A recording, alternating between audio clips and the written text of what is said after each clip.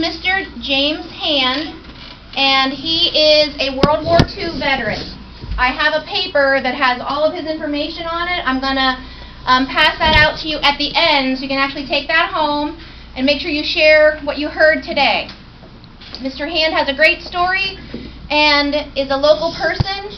He was honored on Thursday. I know Ava was at. If you were at the veteran ceremony, raise your hand on Thursday. Okay, so some of you got to meet Mr. Hand down there. Great. So we had a ceremony on Saturday, and some of you played your music for us. Raise your hand if you played for the veteran ceremony Saturday. Thank you. Next, just come on in, buddy. Just come on in. You can sit in my chair, my teacher desk chair, buddy. So good for you. So actually, Mr. Hand, this Thursday night at the school board meeting, Mr. Hand's actually going to be there, being honored by the school board Thursday night. So he's going to have a couple busy weeks here. But he is now going to speak to you. Obviously, it goes without saying that I expect you to be on your best behavior, be polite and respectful, so that everyone has an opportunity to hear Mr. Hand speak. Do you mind me saying that you're 94 years old? So he is 94 years old, drove himself here today, does his own, still mows his own grass, and has a beautiful farm which he takes care of. So I'm very proud to introduce to you Mr. Jim Hand.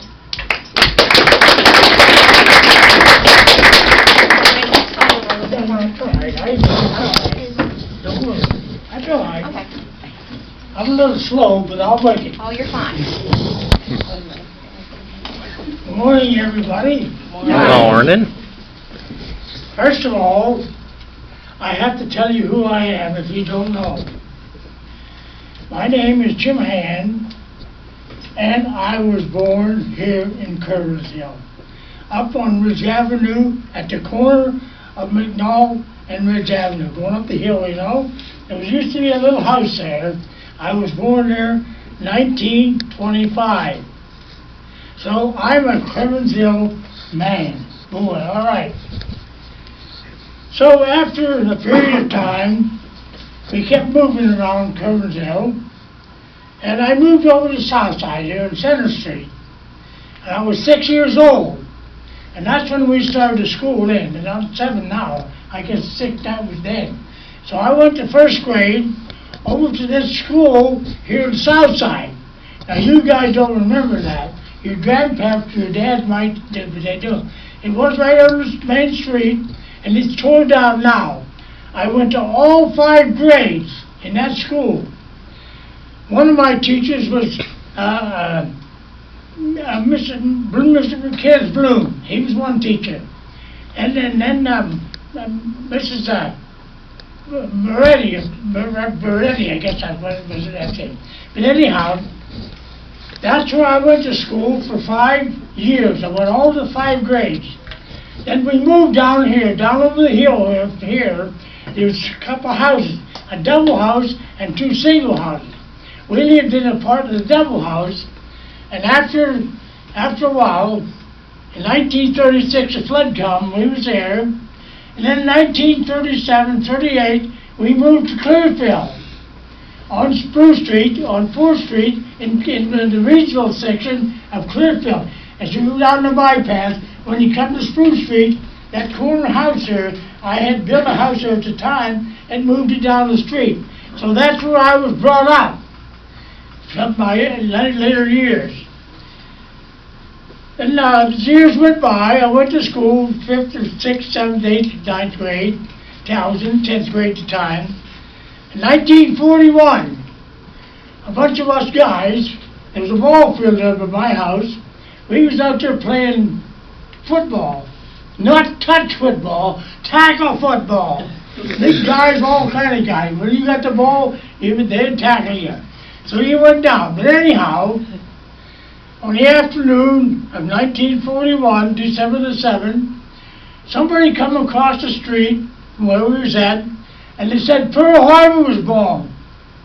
Well, kids, you guys, Pearl Harbor, so what? Whatever. We didn't know anything about it because at that time, we was coming out of the Depression, and hardly anybody had any radios. but whatever people did have were very fortunate. So anyhow, as time went on, Monday morning, went back to school, and I was in the 10th grade at that time. And I was 16 years old. And after we find out from teachers and everybody where Pearl Harbor was and what really happened, which because we were so young, it didn't quite sink in. You understand what I mean? Because the thing wasn't a war or whatever. But as time went on, we found out it got worse and worse, and eventually Roosevelt declared war on Germany and Japan. So there was 2 battles. I'll tell you that later. So we went to school. I went through my years, and my buddy and I, we were both 16, and we talked about going to the war. Getting in the war, joining the service. Well, when we become 17, we said, well, let's go. So I went to my parents, and I persuaded my mom and dad to sign up to go to war, you know. I was 17 at that time. I went over to Du Bois, and that's where I signed up in the Navy. And after a period of time, they sent us back home, and after a period of time, they said, come on back, because you're going to go from here. So after we went back to Du Bois, in a period of time, we went to they had a post office, the old post office in Pittsburgh, and that's where I had my physical examination. And I'll tell you one thing, they put me through a physical examination you wouldn't believe. Anyhow, I passed, and it come to the time when the American flag was on, American flag was right here, and I was here, and I raised my right hand. I raised my right hand, and I joined Uncle Sam's Navy. So, I was a sailor. All right, I went to Great Lakes, Illinois, and I went for 8 weeks military training. Now, understand, class, they taught us the best they knew how about a war, because all they knew, that was World War I was what, 35 years ago, back somewhere back in here. Anyhow, nobody knew what war was all about. So they did the best they could with what they had to do. I hate to say this, class, because I'm talking to young people. I was 17 years old in the military, and you know what they taught me how to do? Kill. That's exactly what war is. It's kill. You got an enemy, he's your enemy, and you're his enemy. One of you are going to go with the other. So after boot camp, it was 8-week boot camp, went down to Norfolk, Virginia, and in the meantime, my division was assigned to the USS Swanee. I was in boot camp, but yet my ship was already the USS Swanee. That was it right here. And I'll tell you if I have a picture. Then anyhow, whenever I was in boot camp, they told us about what would happen, you know, periods of things would happen to the ship and everything. So we was gathered together at Great Lakes, Illinois, got on a train, went down through the states, down to Norfolk, Virginia. Mind, I was 17 years old. Anybody here 17 years old? Yeah, you are, see, that's how old I was when I joined the Navy. So whenever I got off the bus, I looked here. Now I'm a country boy, and I seen this ship. I thought, oh my goodness, I never seen a thing. I seen it on movies, you know, but I never seen it out front. There's that thing right there in front of me. Is that thing going to float? You understand. Being a teenager, curiosity, because the biggest thing I ever seen was a whaleboat, you know, around here. So anyhow, I got on board ship. I was in the 1st Division. That was a gunnery division. I was in the 1st Division. And my gun was a 8mm gun. They put you in the harness like here, and here, and this is what you got. They put a thing on top of that gun with a bullet, here, like that. You pull the trigger, and that does the shooting, all you do. That's what they call an anti-aircraft gun. Now we had 8mm guns, then we had 40mm guns. They were bigger stuff. Those are the ones with 4 clips. The gun was there, you put the clip down in, and it trotted off. That wasn't, because we're an aircraft carrier, the biggest gun we had was a 5-inch gun, and that was on fantail. That's the biggest gun we had, other than these down there. Because we were a battleship. So after a period of time, the division came down. Over in our different division, damage control.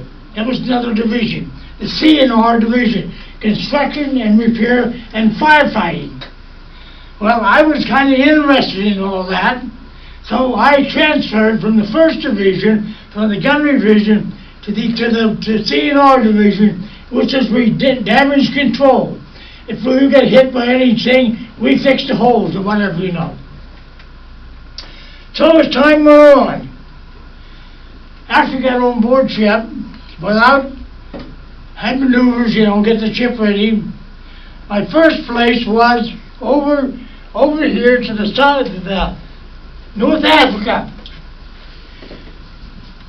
Casablanca. The Germans had it, and so did the French. So we sailed up past Bermuda, and I got some money here from Bermuda. We went to Bermuda to Casablanca. That was the beginning of my war years, I'll tell you why. Now I'm going to read you something here. This is recorded now. All this material is in the government. It's not man's. It's written by man, but it's into the government. On page here, I'm going to read you this. So bear with me just a little bit, will you please? Oh, yes. Because when you get up to this place where I'm at, you do slow down. I include you. So the thing of it is, I want you to understand that in order for you to understand anything, you have to find out what it's all about. I get my specs over here, and I don't wear them all the time. But now I'm going to read you what a pilot on my ship saw when he was going to land. Now, supposing now that was my flight deck here. This pilot would come in over here, he would get down, get the hook, and that would stop him. Well, at that time, all these pilots had open cockpits. They could see, you know. Not like today.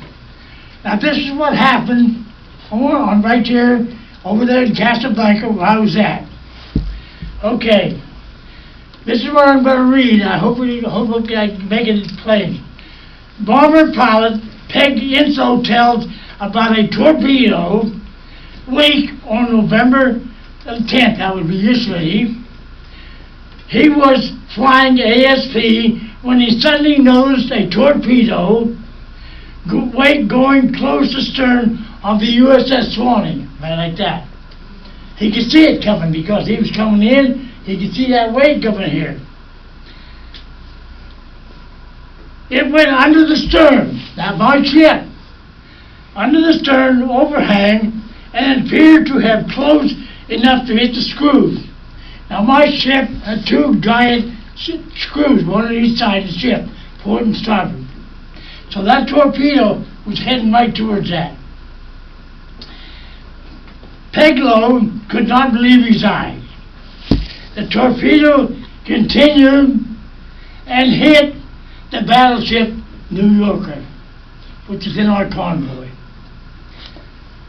It bounced up in the air and sank without explosion or damage to the USS New Yorker. So that was my first time. I didn't see the torpedo, but he did. That's how close the war started. Now, at that time, our pilots picked up the submarine, and our pilots on my ship sank that submarine with depth charges off of the starboard bow of my ship. They sank it. So that was giving credit to that. So the Germans had subs all over. We didn't know where they was at. So after we come back to the United States, after we got Casablanca, we come back to the United States and got supplies on the ship in Norfolk, left Norfolk, Virginia at a certain time, went down through the Panama Canal. What a sight that is. You're up and down up there. Anyhow, then I went to the South Pacific. We didn't tell us till later on where we was going. But okay, now, I'm going to have to give you a little bit more of a history. Now, I want you to follow along with me as much as you can. I don't know how much more time we've got, but I'm going to go as far as I can go with this, all right? We have until 8:30. Huh? Until 8:30. 10:30? 8:30. 10:30. No. Well, I got 20. We have till 8:30. Oh, so we've okay. got 25 minutes. Okay, good. Okay. All right. I'll keep that in mind. Okay. Now, I want you to be a ghostwriter with me, will you? Because we're going to start at Guadalcanal. And that's where I was at in the South Pacific, Guadalcanal. Now, our generals and admirals got the idea that the only way we're going to defeat Japan is start at the bottom. So, in order for you to go up to a ladder, you don't go up the ladder to the top first. You always start at the bottom. So we started at the bottom of South Pacific to get rid of the Japs. Our first one was Guadalcanal. All right, what we would do, class, we would go in 3 days before we was going to invade that, take it, and we would bombard that island as much as we humanly possibly could, for 3 days. Then we would pull back, wait out here, and let the troops go in and take over the island. So, Guadalcanal, Tarawa, Anahuac, Guam, Nagasaki, Palau, New Guinea. I was on all those islands down there to bomb. Some of them, one island, I had the privilege, after we got secured, they put one in the harbor, and that was Anahuac. I got on that island and walked around. So, that's how it was there. Now, we're on the way. Now, as you get towards Japan and try to destroy it, it's like a big bonfire, your big bonfire. And you're out here, it's warm. But the closer you get to that bonfire, the hotter it gets. And that's what was happening to us. We were getting closer to Japan. We were getting them in the corner. And they started to use everything that they possibly could use against us. The Philippine Islands. Lady Gulf, you've probably seen on TV lots of times, it's been there. That was one of my biggest battles. Now the Japanese started to throw to us everything they could humanly get at. Even the old saying, kitchen sink, So, what happened? After a while we was shooting them down and everything. And Lady Gulf, it's back in Lady Gulf, if you have a picture there, it shows you back in Lady Gulf, back in the back end of that. That's where the Japanese on big fleet wise battleships and the big battleship Yamamoto. You ever hear of him? That's the biggest battleship the Japanese had. They was back there. They come out and they tried a lot of our ships. Some of our ships were point blank. They tried to blow them out of the water. So this Wednesday morning, we child was ready. We call what we call GQ. That's where you have a battle station. You go and wait for your whatever supposed to do. So I was in my battle station down the third deck below. As I was waiting, I could hear the guns going off up on the flight deck. All of a sudden, the old ship just started shaking like that. Bang! Enormous explosion. We didn't know what happened because we couldn't see. My chief petty officer come down the ladder, and he said, a plane come through our ship. And we didn't know what we talking about. What do you mean, plane? A big plane came right down through our ship on the hangar deck. So we had to go up and fight the fire, and I was one of the firemen. I had to put it out. I went up on the hangar deck. I won't tell you the bad part of all this. I went up on the hangar deck, and I fought the fire. After a period of time, we started cleaning up, you know. So as I was looking at the bulkhead, this is the wall, but this is the bulkhead there. This here was sticking out of the bulkhead. It wasn't we didn't have anything to do with our material because it was a different color. This is a piece of a Japanese bomb. That's what they call shrapnel. That's what will kill you. That's a piece of a Japanese bomb. Because I know we didn't have any bombs of our own on the hangar deck at that time to explode. So we got the fire out. Started putting the trap. Now, one of my jobs was repair the hole. So we went up on the flight deck, took these sheets of metal and put around on that hole so that we could land our planes, and you did. And after we landed the planes, we waited. I got a drink from It's all good. Montgomery water down. It's all good. Maybe at some point at the I'll end. give you a little break. But although every place you see over there in the South Pacific, all them islands over there, ladies and gentlemen, class, was where I was at. I was in 14 battles. My goodness. Oh, it's sloppy. okay. Don't worry about it, Mr. Hand. You're fine. Don't worry. It's all right. You're fine.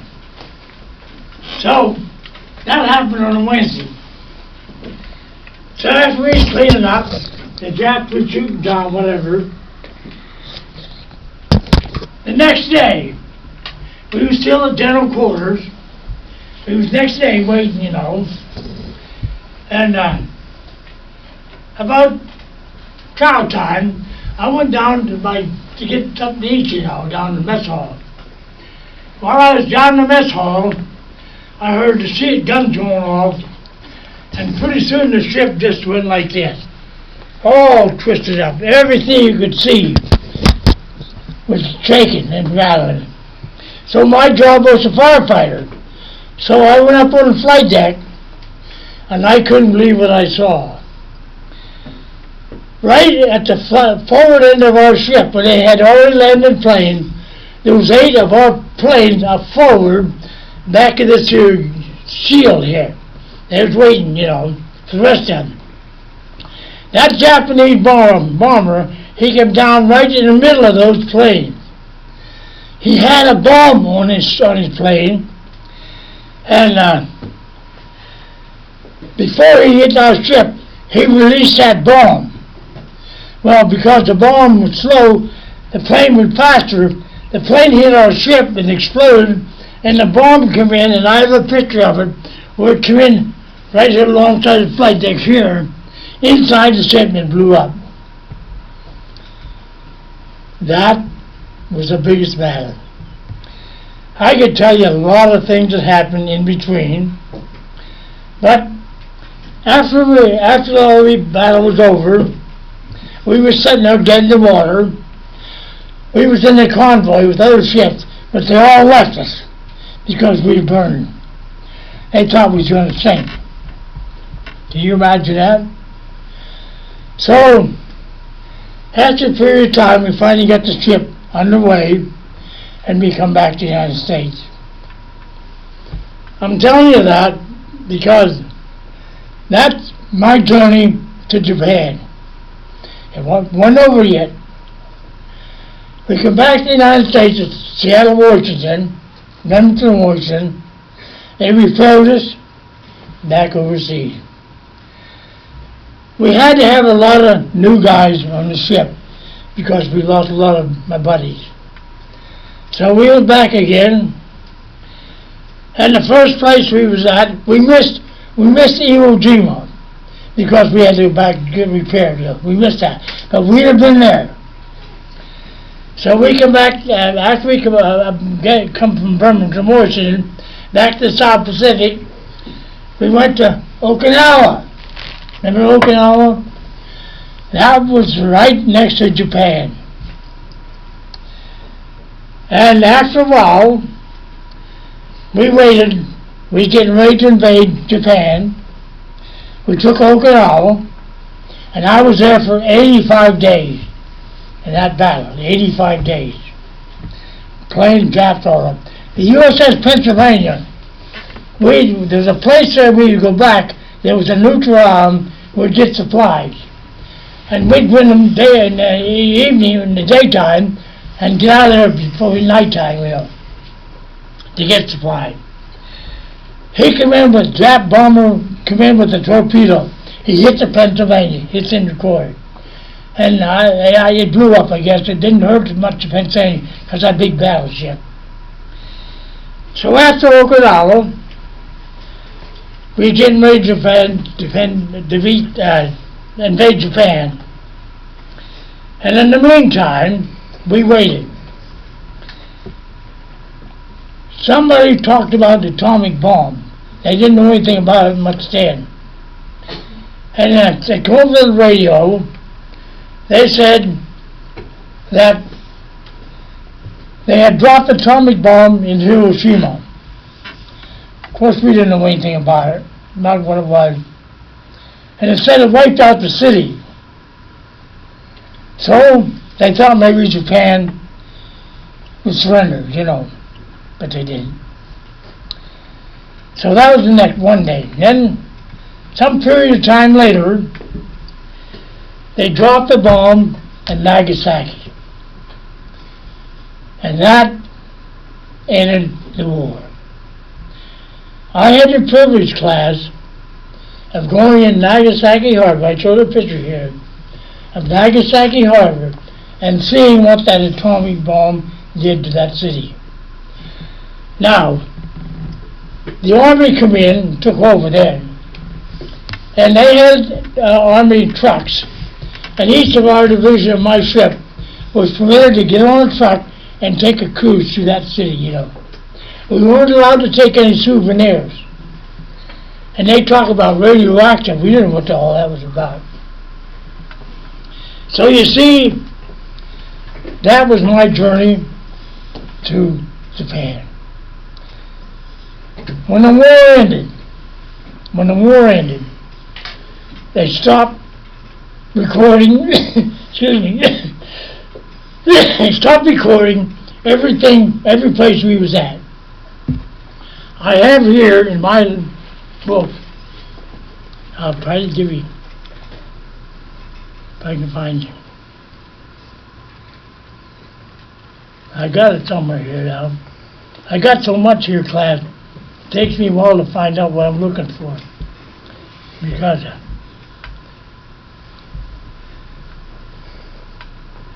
I can't find it. But anyhow, it shows in here how many miles we were and how many landings we had and everything of that nature. And I can't, it's not there. Of nature. Now, in my travels on the ocean, you know how many miles I went? You'll never guess. Recorded 170,000 miles. I crossed the equator, I don't know how many times. I crossed the international date line, I don't know how many times. We had thousands of landings. This was all recorded of what happened. So you see, class, this, I probably could give you more. But let me show you something here that if you was on a ship, this would fly above the American flag. This here is a war pennant. That's a war pennant. You see the marks on that? Some of them marks, that's what is Jap bombs. But that flies above, way above the American flag, because that shows everybody what it is. Now, you guys have probably seen on some ships this flying way up there. That tells you if it's a schooner, whatever it is. But this is a Navy pennant here. This is what the United States Navy. There's the stars there. So that's what's happened in my years. I know, class, I have a lot more I could tell you about it, but I don't want to overburden you with knowledge, because I want you to think, as young people, you're living at a time right now if you're going to take over our lives. You are the next generation to run this world, the United States. Some of you will go to college. Some of you may not. Some of you might go to war. Now, hope and pray we never have, but it don't look good. And some of you might be home, families, but nevertheless, you are the generation that's going to take over when we leave. I want to thank Jennifer for what she did, inviting me to talk to you, because I know, class, 78 years ago, that's long before your time. But yet, this will not be history. It's not history right now, until we die off, and all generation that had anything to do with World War II, and then it's history. Now, if you have any questions, I'd like you to, Jennifer's going to be my spokesperson, because I cannot hear. If you have any questions... Does anybody have any questions? Let's have some questions. Anything. Don't make any difference what it is. And if I can help you out, I'll do it. Cameron has a question. How old were you by the end of the war? So how old were you by the end of the war? 21 years old. I had joined the Navy, the regular Navy. I had to put 4 years in. Now, after World War II ended, if you had any points, they give points, like the reserve, you could get out. But I had to serve my 4 years. And then whenever I was getting ready to come out, the lieutenant commander would come to me, he said, they don't call you Han, they don't call you your first name. He said, you want to sign up for Navy? I said, no, sir, I'm going home. I'm going home. And I did. I went back in the flow, I got a job, got married, raised a family, but yet, I'm still Curwensville boy. Okay, anything else you want to add? Don't be afraid to ask it. Now, these are legitimate questions. I know what you ask a question is not a foolish question. Go ahead. Did you always know that you wanted to teach about your experiences? Did you always feel like you wanted to come and talk to kids about... Oh, yes, I love to talk to you guys, because I was one of you guys one time, too, I was in the 10th grade. I didn't graduate. I went to Island Service. I didn't go back to school to get education. I went back in the flow. So I know what you're talking about up to the point at that time. Go ahead, Jeb. How do politics today compare to politics back in your time? How would you say that the politics today compare to back, like when you went into the service? Class, listen. Your grandparents, great-grandparents and grandparents, we come together like this. They supplied us with all the necessary things that we needed to fight that war. And they would work Sundays. We had chewing gum. beef nut. Remember beef nut? They quit eating beef nut. And the women had silk stockings, they donated them. But there's a lot of things that your great-grandparents did for us as veterans to help us defeat the enemy. Anybody else? Mine now, if you're 17 years old, that's how old I was when I said this. And I hope and pray you never have to do it again. Because our politics today is not like it was then. And I hope and pray you young people try to do a better job with politics than us older people are doing. It's a battle. Can we tell them about, my favorite story too, about shaking the hand Oh, of Mr. McKendrick? you think they believe it? Yes, of course they'll believe it. I don't know about that. Oh, of course they will. All right. How much of time? 5 minutes. Okay. I'll try to go as best I can. I lived on Center Street, okay? Down the street was a man by the name of Sam McKendrick. And we was kids, and he was a blacksmith. He had a shop over in Middle Street. And we had kids to go over there and watch them do horses and stuff like that.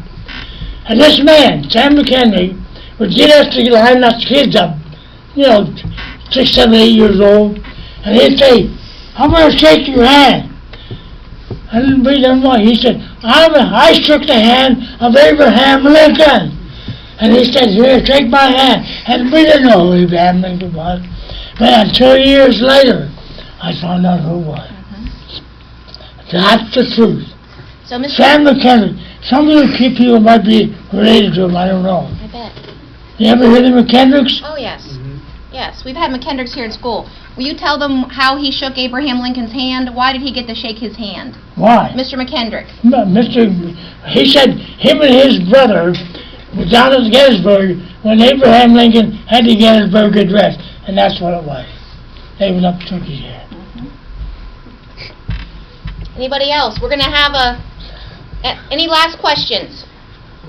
Now, Mr. Hand's going to be here again next period just for questions and answers with some seniors. So if anybody wants to hang around or anything, that would be great. You want to give them paper? Yes, I'm going to pass out the papers. Actually, I'm going to ask Brandon if you'll give everybody a piece of paper. Now listen, this is important. Mr. Hand would like you to read over this, and he'd like you to take it home and share it with somebody at home, because this is literally the documented paper from his book that tells exactly what he did in the service. I'm also going to ask the ladies at the table, would you pop open those cupcakes and get out some napkins? Folks, go ahead over one table at a time, get yourself a cupcake. And folks, while we're doing that, let's hear it for Mr. Hand.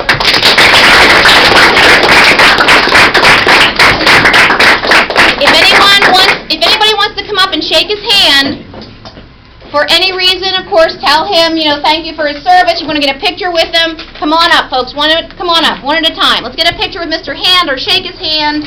Do you need to sit down, Mr. Hand, or are you okay? Okay, I'll say that. Okay. You want to... Yeah. Okay, so this is Michael Lezer, his grandfather. Oh, yeah. His grandfather is also a World War II I know veteran. you. I know who But you you said he's not feeling very well. Yeah, he's a little sick right now. How's he doing? Not too bad. This Tubb. Yeah. Turn this off. Hey, just catching up to him. Oh, yeah, me too. Yeah. How old is he?